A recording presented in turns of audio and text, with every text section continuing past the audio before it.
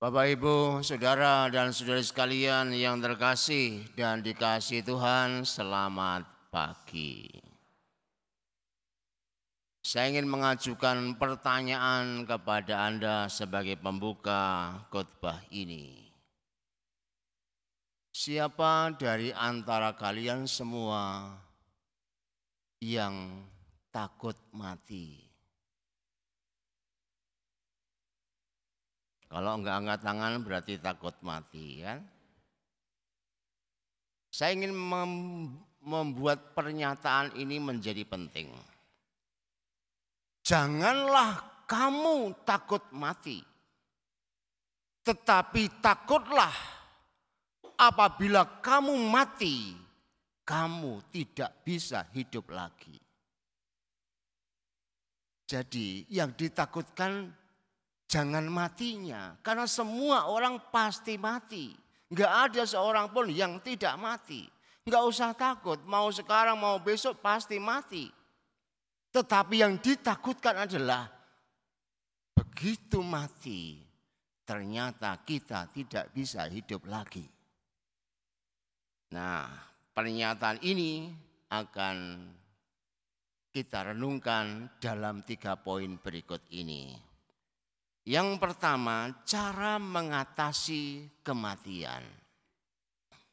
Injil Lukas dengan sangat jelas dikatakan, Mesias harus menderita dan bangkit dari antara orang mati. Berarti setelah menderita, Yesus bangkit. Derita harus dilewati dahulu sebelum bangkit. Tidak ada kebangkitan tanpa penderitaan. Tidak ada kenaikan ke surga sebelum bangkit dari derita dan mati. Anda ingin naik ke surga? Ingin mati dulu. Belum mati ingin naik ke surga. Nah itu. Dan untuk mati menderita dulu. Jangan mati sebelum Anda menderita. Nanti berbahaya. Mengapa untuk naik ke surga harus bangkit dari derita dan mati? Saya ingin menunjukkan alasannya. Tapi tanya dulu, Anda itu berasal dari mana? Ada yang Mazmur, kamu berasal dari mana? Bapak Ibu, kamu memang orang enggak beriman. Sudah jelas manusia itu berasal dari Allah. Bapak Ibu kita yang sesungguhnya adalah Allah. Bapak Ibu itu cuma dititipi. Nah, makanya yang harus jelas di sini, ya. Namun meskipun kita ini berasal dari Allah, setan telah berhasil menipu kita. Sehingga manusia tidak bahagia tetapi menderita. Itu hasil akhir dari tipuan setan. Ujung dari derita itu adalah keputusasaan. Karena apa? Karena Allah tidak tampak lagi, tetapi Allah tersembunyi. Manusia berteriak-teriak meminta pertolongan dari Allah, tetapi jawaban Allah selalu tidak terdengar. Disinilah deritanya. Untuk itu, Yesus datang menjadi manusia sama seperti kita, agar kita tahu bahwa hanya dalam kesatuan dengan Allah, derita bisa diatasi. Hanya dengan kekuatan Allah di dalam Roh Kudus yang dijanjikan oleh Yesus, setan bisa dikalahkan. Yesus telah memberi bukti saat ia bersatu dengan Roh Kudus dan taat sepenuhnya kepada Bapa. Ia menjadi hidupnya bangkit dan ia naik ke surga. Supaya kita terpesona seperti para murid tadi, terpesona kepadanya dan hidup seperti dia yang taat kepada Allah karena dibimbing oleh Roh Kudus. Itulah cara supaya kita bisa mengatasi derita. Lalu yang kedua, dalam Injil Lukas hari ini dikatakan Yesus memberkati para muridnya. Alkitab mengajarkan kita tentang berkat, dan berkat itu ditulis dalam bahasa Yunani eulogia. Artinya sekurang-kurangnya bisa berarti tiga. Yang pertama, karunia ilahi yang menyebabkan kita berhasil, itu bisa dilihat dalam Ulangan bab 28. Atau kehadiran Allah bersama kita, itu dapat dilihat di Kejadian bab 26. Atau pemberian Allah berupa kuasa, kekuatan, dan pertolongan, bisa dilihat dalam Efesus 3. Dalam Perjanjian Lama, kata berkat disebut lebih dari 400 kali. Silahkan kalau tidak percaya, buka Alkitab Perjanjian Lama dan hitung kata eulogia. Pasti Anda percaya saja kan? Karena enggak mau buka kitab suci gitulah. Dalam Perjanjian Baru seluruh pekerjaan Kristus adalah pernyataan Allah yang mengutus dan memberkati para muridnya. Itu bisa kita lihat dalam Kisah Para Rasul bab 3. Berkatnya telah diberikan kepada anak-anak, maka gereja sampai sekarang juga memberkati anak-anak. Berkatnya juga diberikan kepada para pengikutnya. Dengan demikian, berkat telah memainkan peranan yang penting dalam hidup dan pelayanan para rasul. Tetapi harus ingat, berkat itu selalu bersyarat. Syaratnya ada 3. Syarat yang pertama, agar kita diberkati oleh Allah, maka kita selalu mengharapkan Yesus berkatnya atas pelayanan, pekerjaan, dan keluarga kita. Maka ketika anakmu itu pergi ke sekolah, katakanlah, Tuhan memberkatimu nak. Bukan mendelik apa ya. Bukan melotot. Awas nanti jangan nakal di sekolah. Ya jangan gitu, biasa aja. Tuhan memberkatimu nak. Nah itu anaknya pergi dengan penuh berkat. Dan kemudian dikasih tanda salib di dahinya atau di ubun-ubunnya. Lalu syarat yang kedua, menyingkirkan segala dosa yang merintangi berkat. Dosa itu kalau kita ini pipa itu seperti saluran yang buntu. Jadi tidak membuat aliran itu bisa masuk. Maka ketika kita menyingkirkan segala dosa, itu akan membuat berkat makin berdaya guna. Itu dapat dilihat dari Roma bab 13. Kemudian Wahyu bab 22.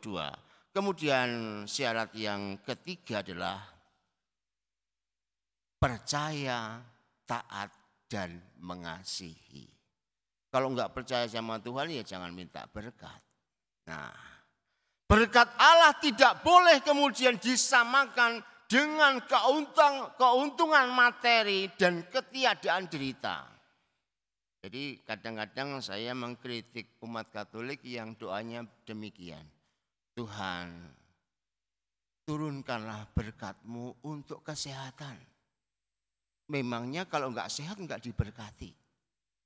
Mestinya doanya lain. Tuhan, berkatilah aku supaya dalam sakitku ini aku tetap mengimani-Mu. Itu yang benar menurut saya. Tapi kan kadang-kadang kalau orang sakit terjadi, wah itu kan dia sudah mengkhianati Tuhan, maka dia sakit. Kalau ada orang itu pekerjaannya bangkrut, bilang, wah itu pasti dosanya besar sehingga pekerjaannya bangkrut. Kan enggak begitu dalam memaknai berkat. Kadang-kadang kita ini melihat berkat secara material. Kalau sakit sehat, Kalau sehat, kaya, umur panjang. Kan coba kalau nyanyi panjang, nyanyi ulang tahun kan panjang umurnya kan. Tuhan berikanlah supaya anakmu ini panjang umurnya. Kasih 150 tahun stres kamu. Makanya berkat itu jangan dilihat hanya keuntungan materi atau tidak adanya derita. Bukan itu berkat. Tapi berkat selalu dicurahkan supaya kita bisa mengatasi derita. Karena konteks yang kita bahas adalah orang bisa hidup kalau dia bisa menderita. Dan untuk bisa menderita, dia diperlukan atau dia memerlukan berkat. Maka berkat Allah itu kita perlukan supaya kita bisa mengatasi derita dan kemudian bisa hidup. Yang ketiga, hidup dalam Roh Kudus. Di bagian akhir marilah kita mengambil ayat 47. Di situ disebutkan, dalam namanya berita tentang pertobatan untuk pengampunan dosa harus disampaikan kepada segala bangsa. Lalu ditegaskan dengan kata-kata, kamulah saksi-saksi dari semuanya itu.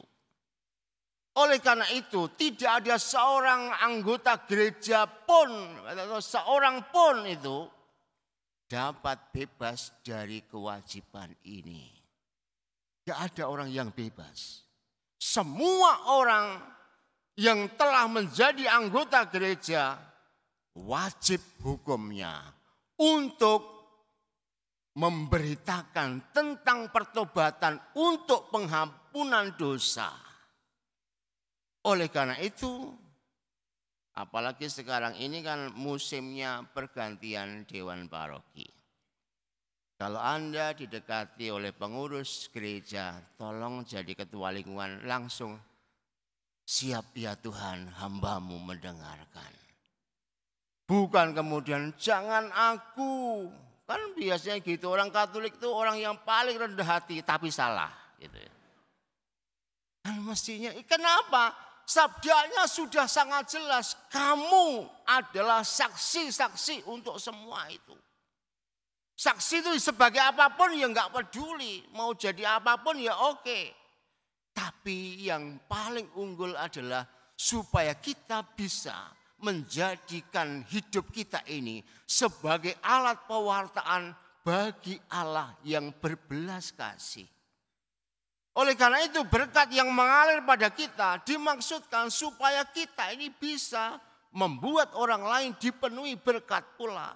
Kemuliaan kenaikan Tuhan yang kita alami juga mesti menjadikan hidup kita bisa memuliakan orang lain. Dan dengan demikian kita menjadi saksi bahwa Allah itu memang sungguh mengasihi. Karena kita bisa memberikan diri bagi kepentingan keselamatan sesama. Oleh karena itu ciri khas kenaikan adalah perubahan periode. Sebelum naik ke surga, Yesus memperlihatkan pekerjaan Allah bagi keselamatan manusia. Setelah Yesus naik ke surga, pekerjaan Yesus ini yang harus para muridnya lakukan. Periode sebelum kenaikan, Tuhan membina iman kita dengan berbagai macam penampakan. Periode setelah kenaikan, Tuhan meminta kita supaya hidup seperti dirinya sehingga dunia menjadi percaya. Inilah tugas yang melekat pada diri kita sebagai pengikut Kristus. Tanda kita orang-orang yang mencintai Tuhan, yang mengimani Tuhan adalah setia mewartakan belas kasih Allah kepada dunia supaya semakin banyak orang menjadi percaya. Dengan kata lain, sekarang setelah kenaikan Tuhan, wajah Allah itu ditempatkan pada wajahmu. Kalau kita berbuat jahat, bukan kita semata-mata yang berdosa, tapi wajah Kristus telah kita nodai. Kalau kita berbuat jahat, bukan semata-mata kita masuk neraka, tetapi membuat Allah itu tidak dipercayai. Oleh karena itu, Tuhan menjanjikan supaya Roh Kudus menuntun kita. Oleh karena itu selama 9 hari kita diminta untuk memohon Roh Kudus supaya Roh itu memenuhi kita dan kita siap menjadi saksi-saksinya supaya belas kasih Allah sungguh diwujud nyatakan. Tapi kenyataannya adalah orang Katolik itu enggak butuh Roh Kudus. Buktinya apa? Kalau novena Roh Kudus enggak pernah datang. Merasa, aku ini udah dikuasai Roh Kudus kok. Enggak perlu menantikan setiap tahun kok disuruh menanti. Aku tahun lalu sudah gitu ya. Tahun lalu sudah, tapi dosanya juga sudah. Sehingga Roh Kudus kan kurang. Oleh karena itu mari kita menantikan Roh Kudus. Sehingga Pentakosta yang kita rindukan membuat kita bisa dipenuhi oleh Tuhan. Sehingga kita bisa menderita demi Tuhan. Menjadi saksi Tuhan. Dan akhirnya hanya dengan cara demikian kita akan hidup mulia. Mari kita renungkan sabda Tuhan hari ini. Supaya kita makin terpesona pada Tuhan. Dan terikat pada kata-katanya. Sehingga kita bisa membuat wajah Allah semakin mulia. Karena kita mulia bersamanya. Tuhan memberkati.